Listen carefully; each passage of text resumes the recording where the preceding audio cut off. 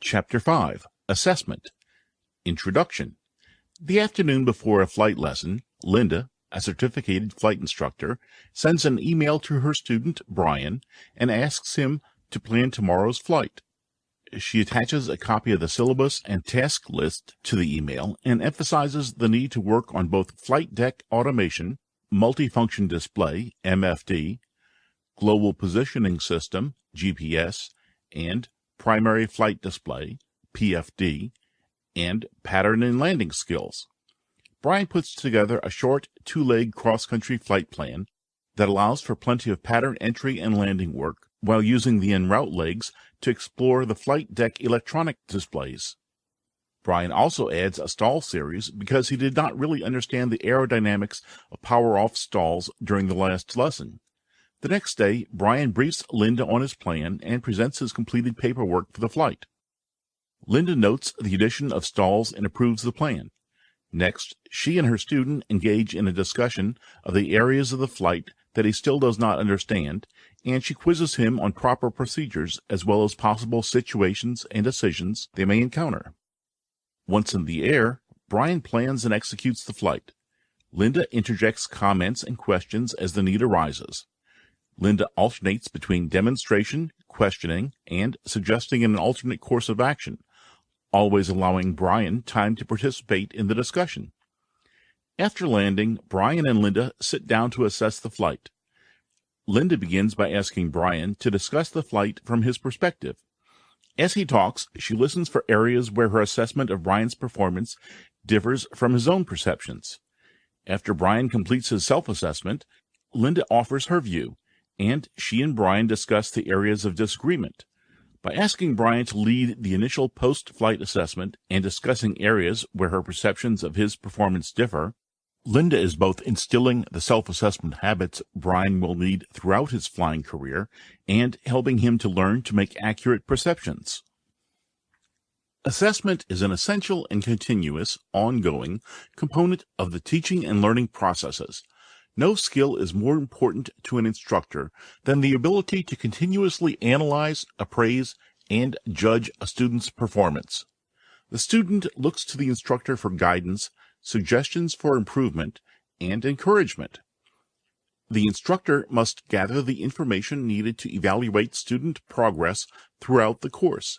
This information helps to shape the learning process by guiding an instructor regarding what needs to be reinforced during instruction, as well as helping the instructor determine the readiness of the aviation student to move forward. This chapter examines the instructor's role in assessing levels of learning, describes methods of assessment, and discusses how to construct and conduct effective assessments. The techniques and methods described in this chapter apply as much to the aviation instructor in the classroom as to the aircraft maintenance instructor in the shop, or to the flight instructor in the aircraft or in the briefing area.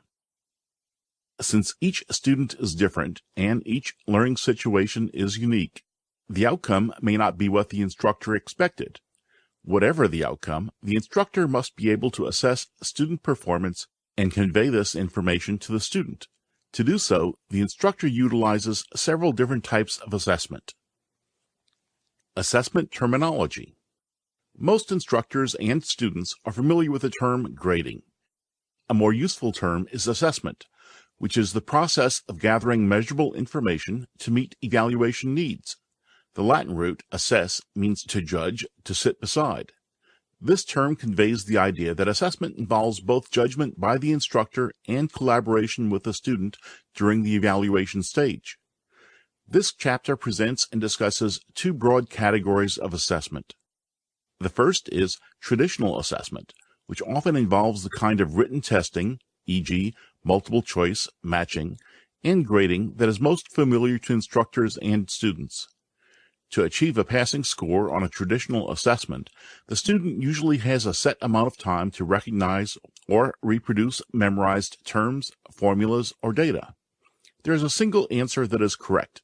Consequently, the traditional assessment is more likely to be used to judge or evaluate the student's progress at the rote and understanding levels of learning. The second category of assessment is authentic assessment. Authentic assessment requires the student to demonstrate not just rote and understanding, but also the application and correlation levels of learning. Authentic assessment generally requires the student to perform real-world tasks and demonstrate a meaningful application of skills and competencies. In other words, the authentic assessment requires the student to exhibit in-depth knowledge by generating a solution instead of merely choosing a response. In authentic assessment, there are specific performance criteria or standards that students know in advance of the actual assessment. The terms criteria/criterion and standard are often used interchangeably. They refer to the characteristics that define acceptable performance on a task. Another term used in association with authentic assessment is rubric. A rubric is a guide used to score performance assessments in a reliable, fair, and valid manner. It is generally composed of dimensions for judging student performance, a scale for rating performance on each dimension, and standards of excellence for specified performance levels. Whether traditional or authentic, an assessment can be either formal or informal. Formal assessments usually involve documentation, such as a quiz or written examination. They are used periodically throughout a course, as well as at the end of the course, to measure and document whether or not the course objectives have been met. Informal assessments, which can include verbal critique, generally occur as needed and are not part of the final grade. Other terms associated with assessment include diagnostic, formative, and summative. Diagnostic assessments are used to assess student knowledge or skills prior to a course of instruction. Formative assessments, which are not graded, are used as a wrap-up of the lesson and to set the stage for the next lesson. This type of assessment, which is limited to what transpired during that lesson, informs and guides the instructor on which areas to reinforce. Summative assessments are used periodically throughout the training to measure how well learning has progressed to that point. For example, a chapter quiz or an end-of-course test can measure the student's overall mastery of the training. These assessments are an integral part of the lesson as well as the course of training. Purpose of assessment. Assessment is an essential and continuous, ongoing component of the teaching and learning processes. An effective assessment provides critical information to both the instructor and the student. Both instructor and student need to know how well the student is progressing. A good assessment provides practical and specific feedback to students, including direction and guidance on how to raise their level of performance. Most importantly, a well-designed and effective assessment process contributes to the development of aeronautical decision-making and judgment skills by helping develop the student's ability to evaluate his or her own knowledge and performance accurately. A well-designed and effective assessment is also a very valuable tool for the instructor. By highlighting the areas in which a student's performance is incorrect or inadequate, it helps the instructor see where more emphasis is needed. If, for example, several students falter when they reach the same step in a weight and balance problem, the instructor might recognize the need for a more detailed explanation, another demonstration of the step, or special emphasis in the assessment of subsequent performance. General characteristics of effective assessment. In order to provide direction and raise the student's level of performance, assessment must be factual, and it must be aligned with completion standards of the lesson. An effective assessment displays the characteristics shown in Figure 5-1. Objective. The effective assessment is objective and focuses on student performance. It should not reflect the personal opinions, likes, dislikes, or biases of the instructor. Instructors must not permit judgment of student performance to be influenced by their personal views of the student, favorable or unfavorable.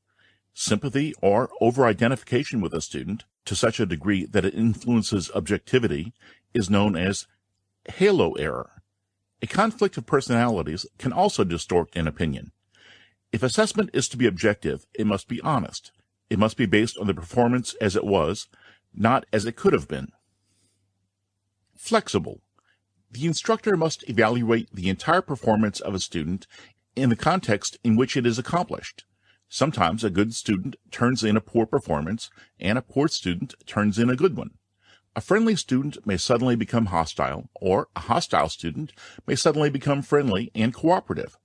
The instructor must fit the tone, technique, and content of the assessment to the occasion, as well as to the student.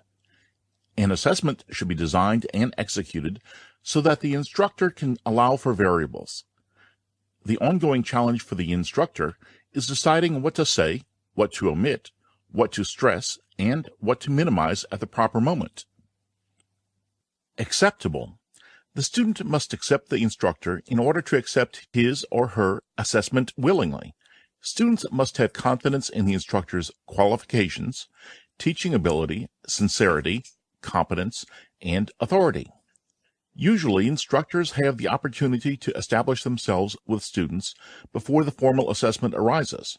If not, however, the instructor's manner, attitude, and familiarity with the subject at hand must serve this purpose.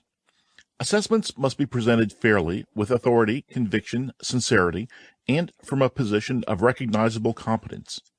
Instructors must never rely on their positions to make an assessment more acceptable to students. Comprehensive. A comprehensive assessment is not necessarily a long one, nor must it treat every aspect of the performance in detail. The instructor must decide whether the greater benefit comes from a discussion of a few major points or a number of minor ones.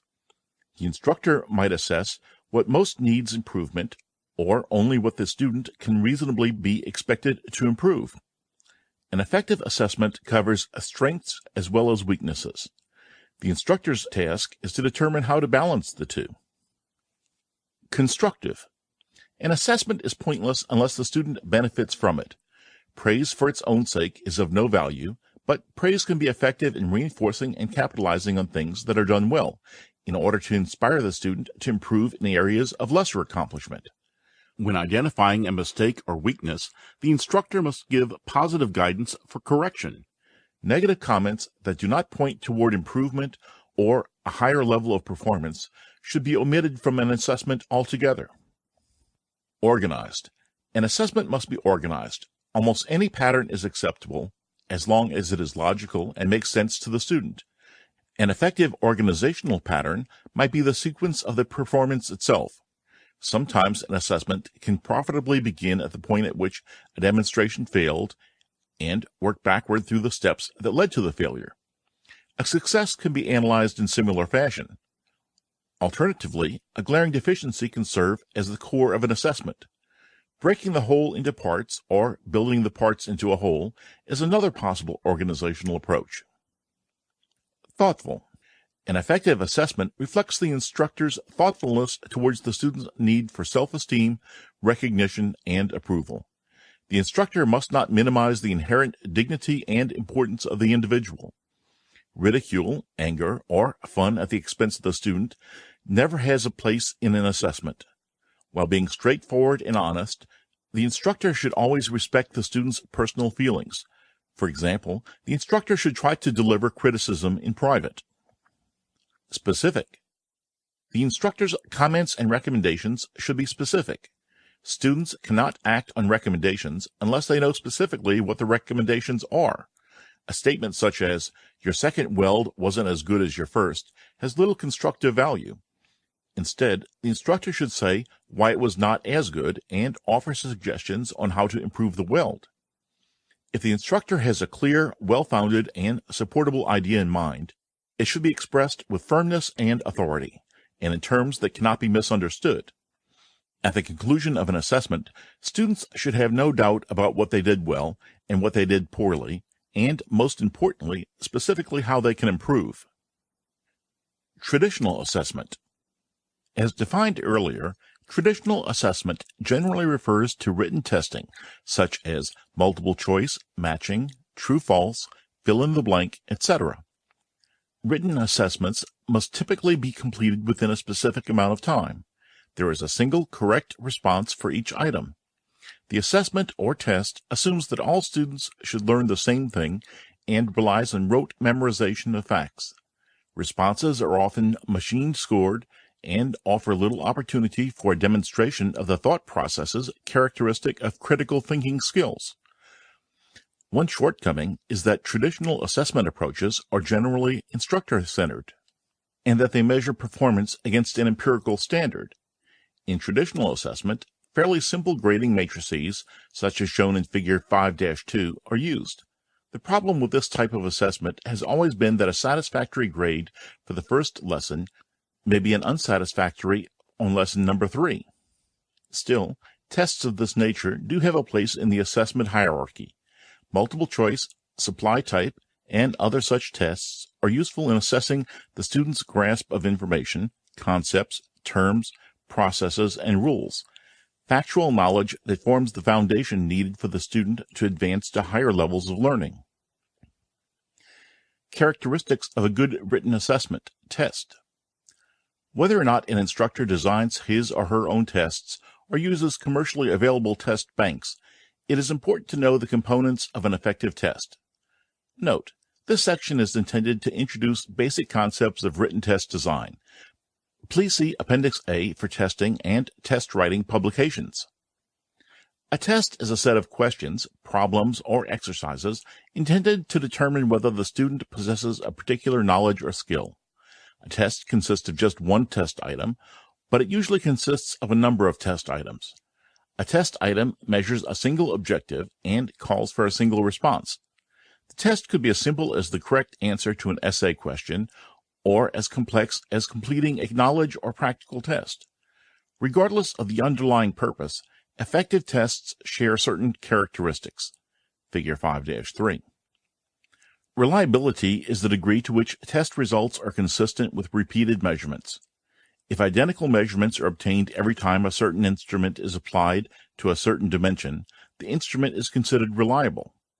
The reliability of a written test is judged by whether it gives consistent measurement to a particular individual or group. Keep in mind, though, that knowledge, skills, and understanding can improve with subsequent attempts at taking the same test, because the first test serves as a learning device. Validity is the extent to which a test measures what it is supposed to measure, and it is the most important consideration in test evaluation. The instructor must carefully consider whether the test actually measures what it is supposed to measure. To estimate validity, several instructors read the test critically and consider its content relative to the stated objectives of the instruction.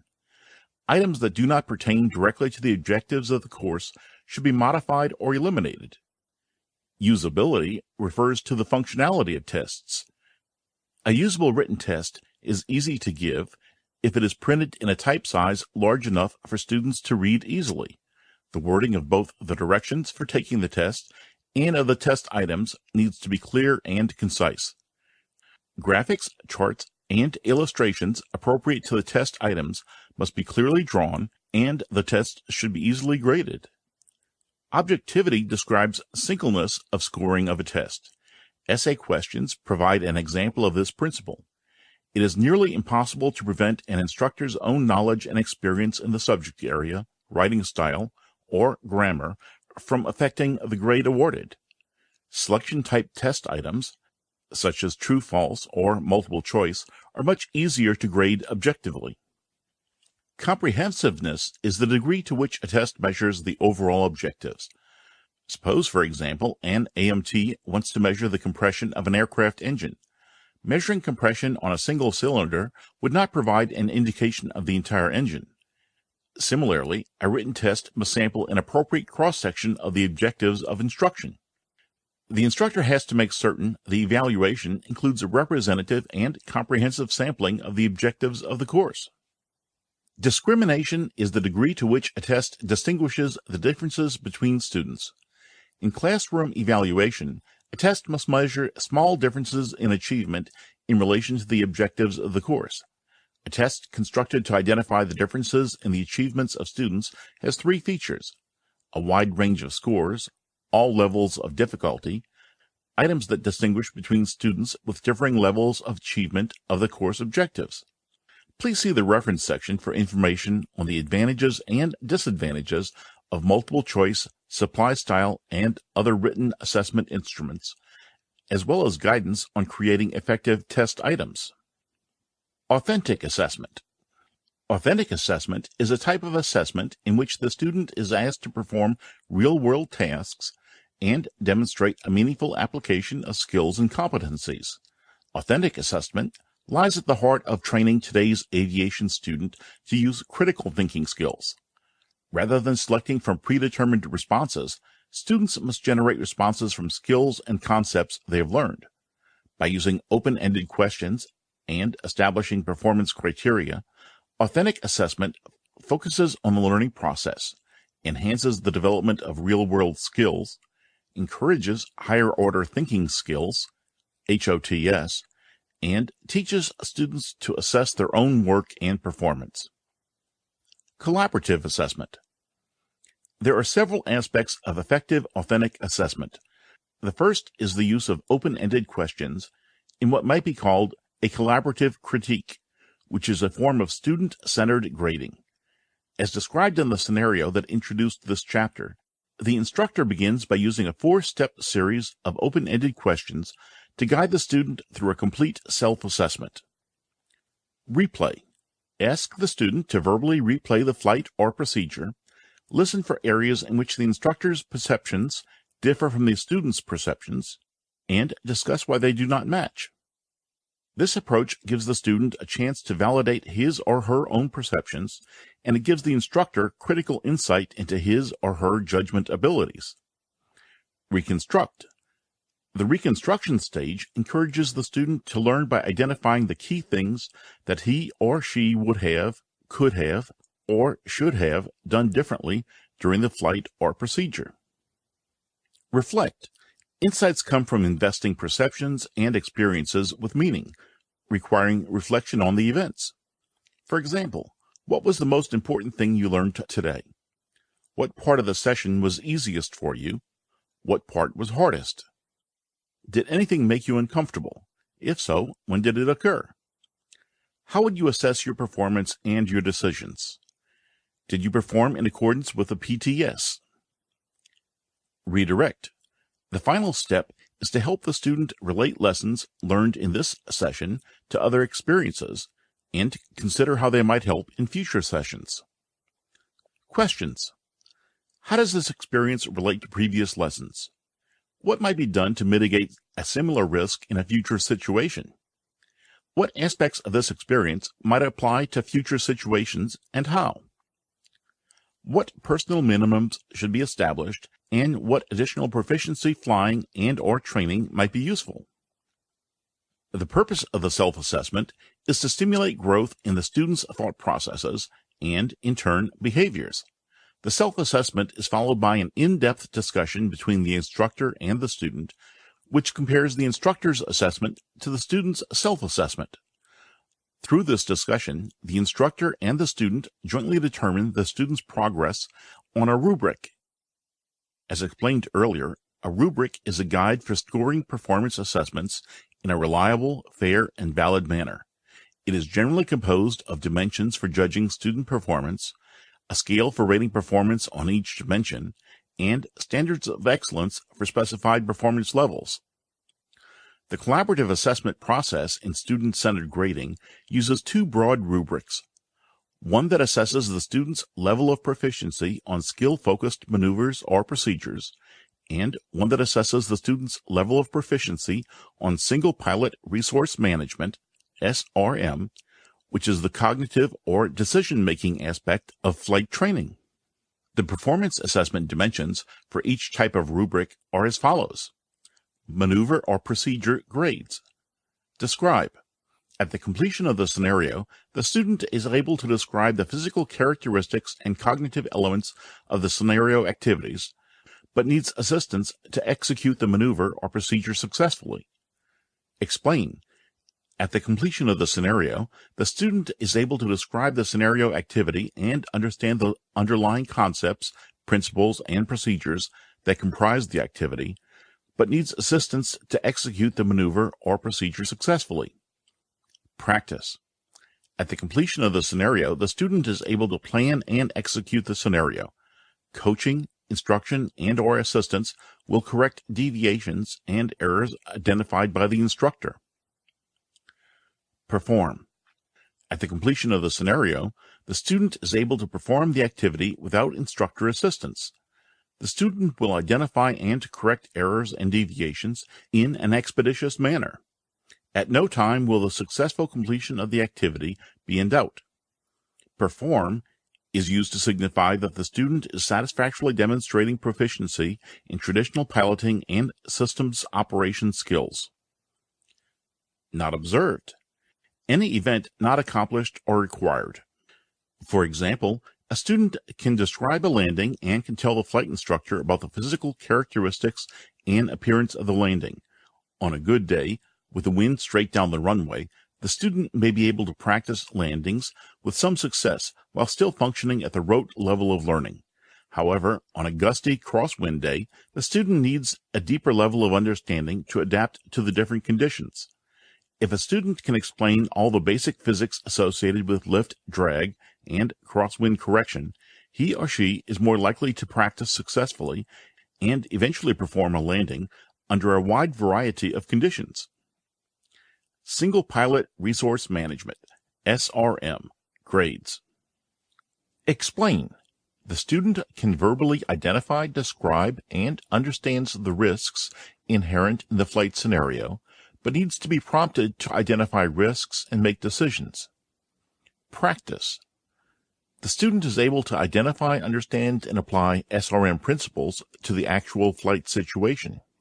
Coaching, instruction, and/or assistance quickly corrects minor deviations and errors identified by the instructor. The student is an active decision maker. Manage, decide. The student can correctly gather the most important data available both inside and outside the flight deck, identify possible courses of action, evaluate the risk inherent in each course of action, and make the appropriate decision. Instructor intervention is not required for the safe completion of the flight. In SRM, the student may be able to describe basic SRM principles during the first flight. Later, he or she is able to explain how SRM applies to different scenarios that are presented on the ground and in the air. When the student actually begins to make quality decisions based on good SRM techniques, he or she earns a grade of Manage Decide. The advantage of this type of grading is that both flight instructor and student know exactly where the student learning has progressed. Let's look at how the rubric in Figure 5-4 might be used in the flight training scenario at the beginning of this chapter. During the post-flight debriefing, CFI Linda asks her student, Brian, to assess his performance for the day, using the replay, reconstruct, reflect, redirect, guided discussion questions described in the collaborative assessment subsection. Based on this assessment, she and Brian discuss where Brian's performance falls in the rubrics for maneuver procedures and SRM. This part of the assessment may be verbally discussed, or, alternately, Brian and Linda separately create an assessment sheet for each element of the flight. When Brian studies the sheet, he finds describe, explain, practice, and perform. He decides he was at the perform level since he had not made any mistakes. The flight scenario had been a two-leg Instrument Flight Rules IFR scenario to a busy Class B airport about 60 miles to the east. Brian felt he had done well in keeping up with programming the GPS and MFD until he reached the approach phase. He had attempted to program the Instrument Landing System, ILS, for runway 7L, and had actually flown part of the approach until Air Traffic Control, ATC, asked him to execute a missed approach. When he compares the sheet he has completed to Linda's version, Brian discovers that most of their assessments appear to match. An exception is the item labeled Programming the Approach. Here, where he had rated the item as Perform, Linda had rated it as Explain. During the ensuing discussion, Brian realizes that he had selected the correct approach, but he had not activated it. Before Linda could intervene, traffic dictated a go-around. Her Explain designation tells Brian that he did not really understand how the GPS worked, and he agrees. This approach to assessment has several key advantages. One is that it actively involves the student in the assessment process and establishes the habit of healthy reflection and self-assessment that is critical to being a safe pilot. Another is that these grades are not self-esteem related, since they do not describe a recognized level of prestige, such as A+ or outstanding, but rather a level of performance. The student cannot flunk a lesson. Instead, he or she can only fail to demonstrate a given level of flight and SRM skills. Both instructors and students may initially be reluctant to use this method of assessment. Instructors may think it requires more time, when in fact it is merely a more structured, effective, and collaborative version of a traditional post-flight critique. Also, instructors who learned in the more traditional assessment structure must be careful not to equate or force the dimensions of the rubric into traditional grading molds of A through F. One way to avoid this temptation is to remember that evaluation should be progressive. The student should achieve a new level of learning during each lesson. For example, in Flight 1, the automation management area might be a describe item. By Flight 3, it is a practice item, and by Flight 5, it is a manage decide item. The student may be reluctant to self-assess if he or she has not had the chance to participate in such a process before. Therefore, the instructor may need to teach the student how to become an active participant in the collaborative assessment. Choosing an effective assessment method. When deciding how to assess student progress, aviation instructors can follow a four-step process. First, determine level of learning objectives. Second, list indicators of desired behaviors. Third, establish criterion objectives. Fourth, develop criterion referenced test items. This process is useful for tests that apply to the cognitive and affective domains of learning, and can also be used for skill testing in the psychomotor domain. The development process for criterion referenced tests follows a general to specific pattern. Figure 5-4. Instructors should be aware that authentic assessment may not be as useful as traditional assessment in the early phases of training because the student does not have enough information about the concepts or knowledge to participate fully. As discussed in Chapter 2, The Learning Process, when exposed to a new topic, students first tend to acquire and memorize facts. As learning progresses, they begin to organize their knowledge to formulate an understanding of things they have memorized. When students possess the knowledge needed to analyze, synthesize, and evaluate, i.e., application and correlation levels of learning, they can participate more fully in the assessment process. Determine level of learning objectives. The first step in developing an appropriate assessment is to state the individual objectives as general, level of learning objectives. The objectives should measure one of the learning levels of the cognitive, affective, or psychomotor domains described in Chapter 2. The levels of cognitive learning include knowledge, comprehension, application, analysis, synthesis, and evaluation. For the understanding level, an objective could be stated as, describe how to perform a compression test on an aircraft reciprocating engine. This objective requires the student to explain how to do a compression test, but not necessarily perform a compression test. Application level. Further, the student would not be expected to compare the results of compression tests on different engines, application level, design a compression test for a different type of engine, correlation level, or interpret the results of the compression test, correlation level. A general level of learning objective is a good starting point for developing a test because it defines the scope of the learning task. List indicators/samples of desired behaviors. The second step is to list the indicators or samples of behavior that give the best indication of the achievement of the objective. Some level of learning objectives often cannot be directly measured. As a result, behaviors that can be measured are selected in order to give the best evidence of learning.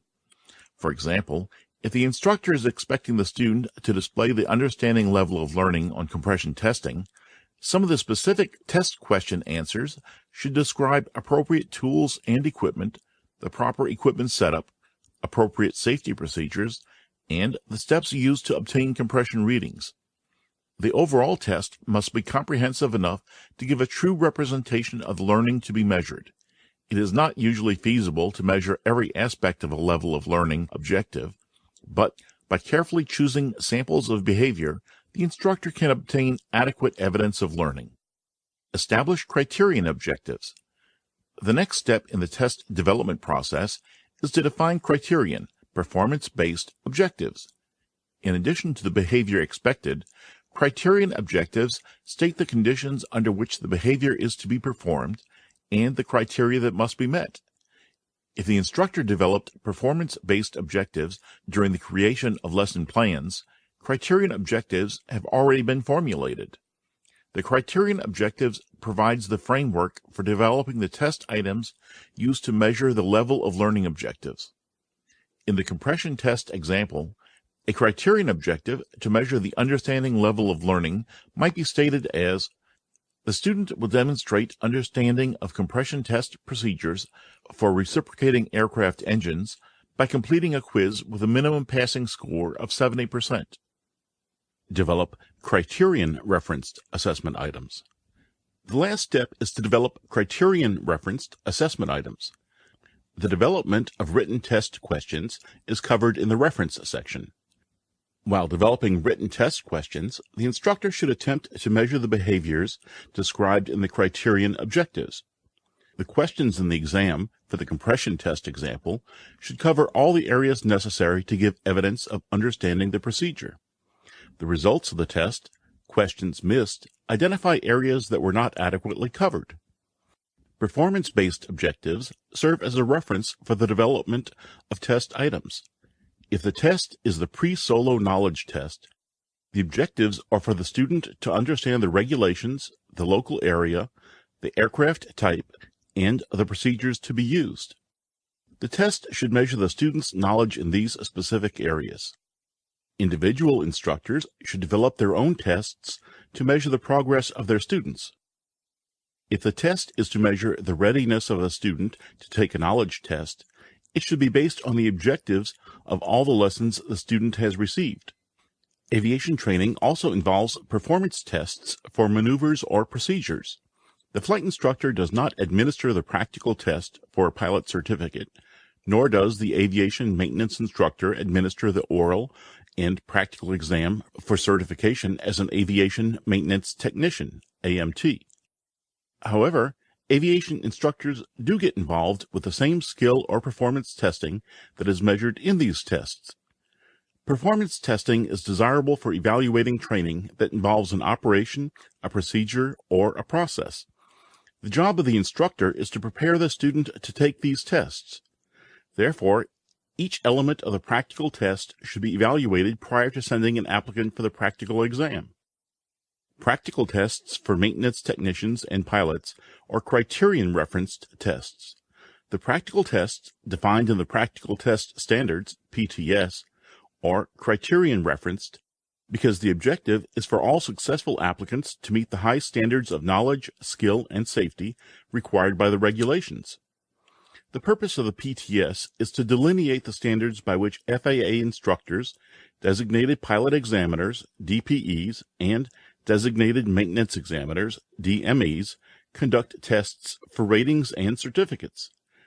The standards are in accordance with the requirements of Title 14 of the Code of Federal Regulations, 14 CFR, Parts 61, 65, 91, and other FAA publications, including the Aeronautical Information Manual, AIM, and pertinent advisory circulars and handbooks. The objective of the PTS is to ensure the certification of pilots and maintenance technicians at a high level of performance and proficiency, consistent with safety. The PTS for aeronautical certificates and ratings include areas of operation and tasks that reflect the requirements of the FAA publications mentioned above. Areas of operation define phases of the practical test arranged in a logical sequence within each standard. They usually begin with pre-flight preparation and end with post-flight procedures. Tasks or titles of knowledge areas, flight procedures, or maneuvers appropriate to an area of operation. Included are references to the applicable regulations or publications. Private pilot applicants are evaluated in all tasks of each area of operation. Flight instructor applicants are evaluated on one or more tasks in each area of operation. In addition, certain tasks are required to be covered and are identified by notes immediately following the area of operation titles. Since every task in the PTS may be covered on the practical test, the instructor must evaluate all the tasks before recommending the maintenance technician or pilot applicant for the practical test. While this evaluation is not necessarily formal, it should adhere to criterion-referenced testing. Critiques and oral assessments. Used in conjunction with either traditional or authentic assessment, the critique is an instructor-to-student assessment. These methods can be used either individually or in a classroom setting. As discussed earlier, the word critique sometimes has a negative connotation, and the instructor needs to avoid using this method as an opportunity to be overly critical of student performance. An effective critique considers good as well as bad performance, the individual parts, relationships of the individual parts, and the overall performance. A critique can and usually should be as varied in content as the performance being evaluated. A critique may be oral, written, or both. It should come immediately after a student's performance, while the details of the performance are easy to recall. An instructor may critique any activity a student performs or practices to improve skill, proficiency, and learning. A critique may be conducted privately or before the entire class. A critique presented before the entire class can be beneficial to every student in the classroom as well as the student who performed the exercise or assignment. In this case, however, the instructor should avoid embarrassing the student in front of the class. There are several useful ways to conduct a critique. Instructor/student critique. The instructor leads a group discussion in an instructor/student critique, in which members of the class are invited to offer criticism of a performance. This method should be controlled carefully and directed with a clear purpose.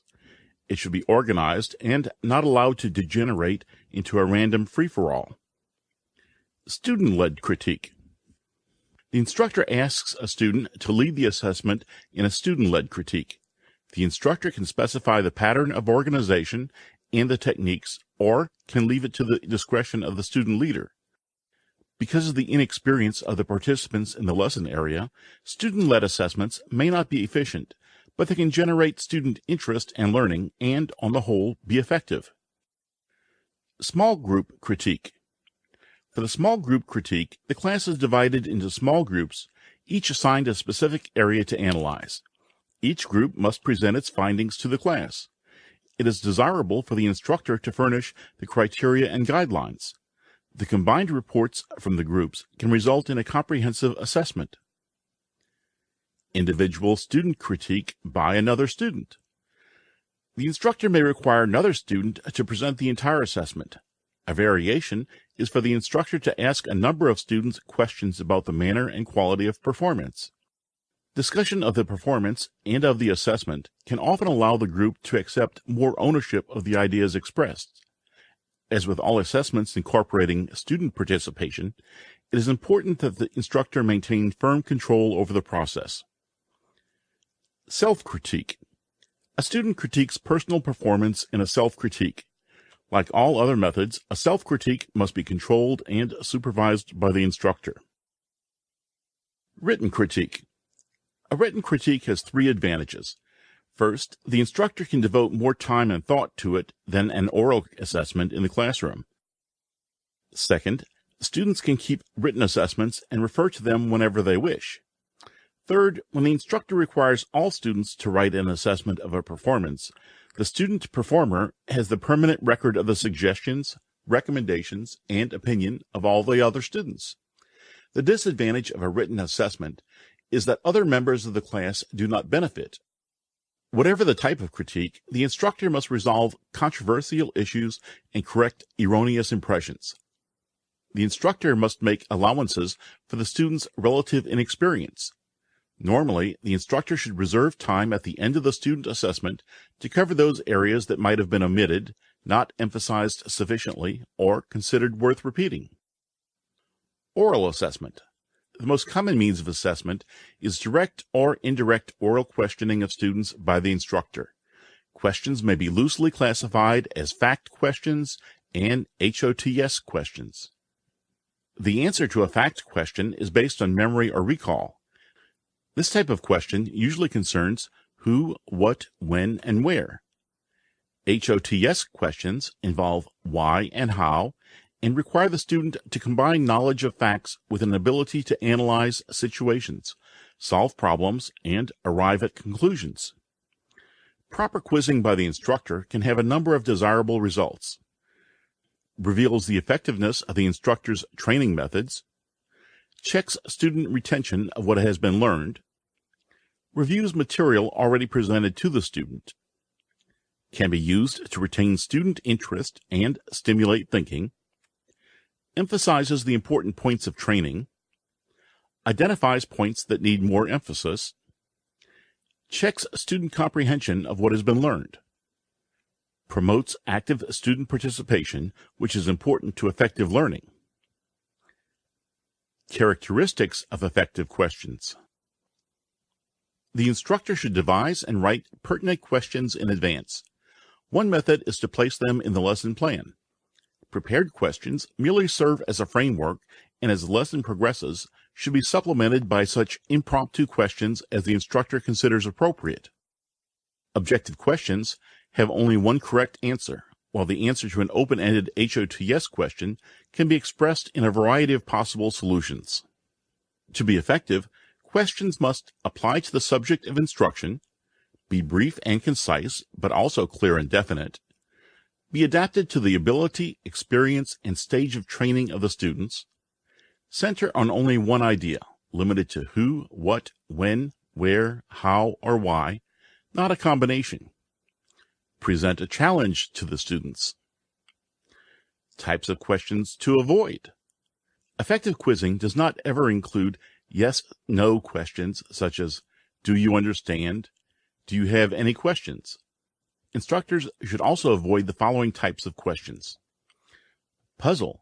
What is the first action you should take if a conventional gear aircraft with a weak right brake is swerving left in a right crosswind during a full flap power-on wheel landing?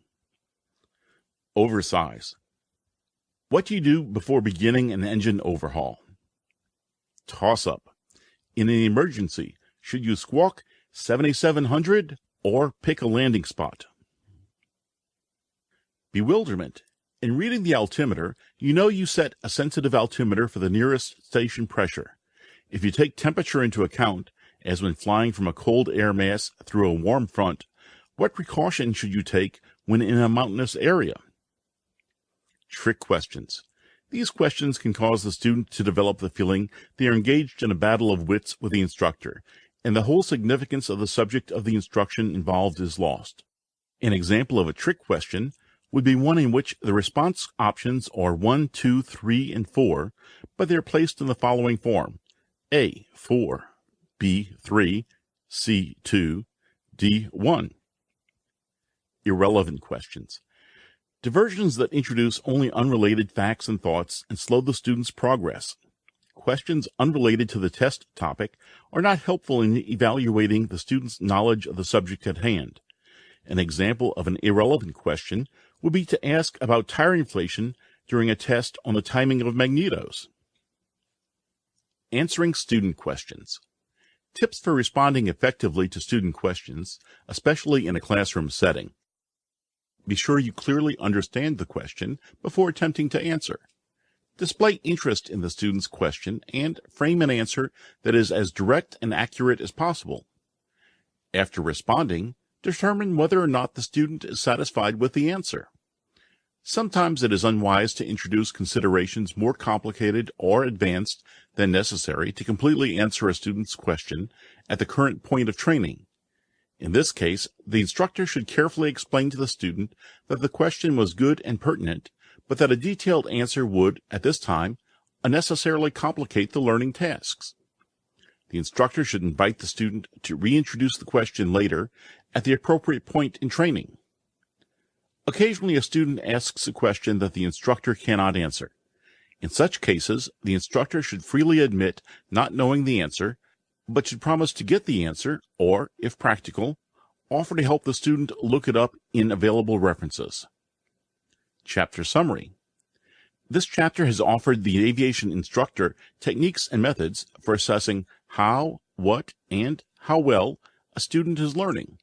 Well-designed assessments define what is worth knowing, thereby improving student learning. Since today's students want to know the criteria by which they are assessed, as well as practical and specific feedback, it is important for aviation instructors to be familiar with the different types of assessments available for monitoring student progress throughout a course of training, and how to select the most appropriate assessment method.